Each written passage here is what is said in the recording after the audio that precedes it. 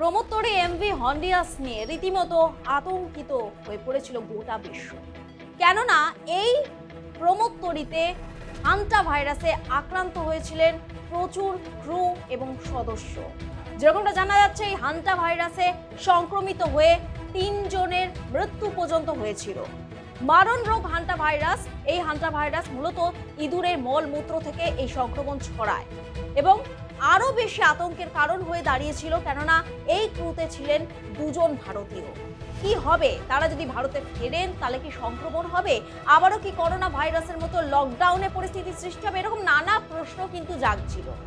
অবশেষে যে তথ্য পাওয়া যাচ্ছে, এই প্রমোত্তরি স্পেন থেকে নেদারল্যান্ডসের উদ্দেশ্যে রওনা দিয়েছে। 6 জন যে লাস্ট যাত্রী ছিল তাদেরকে নামানো হয়েছে এবং সেখানে যে 2 জন ভারতীয় ছিলেন তাদের মধ্যে সংক্রমণ হয়নি এই হান্টা ভাইরাসের। এবং বিশ্ব স্বাস্থ্য সংস্থার তরফে যেরকমটা জানানো হয়েছে, এই হান্টা ভাইরাস অবশ্যই সতর্ক থাকা উচিত এই ভাইরাস নিয়ে, কেননা এটি সংক্রমিত হয় অতি দ্রুত। তবে কোভিড নিয়ে যে আতঙ্ক ছড়িয়েছিল, কোভিডের মতো অতটাও শক্তিশালী নয় এই হান্টা ভাইরাস, এটাই কিন্তু স্পষ্ট করা হয়েছে।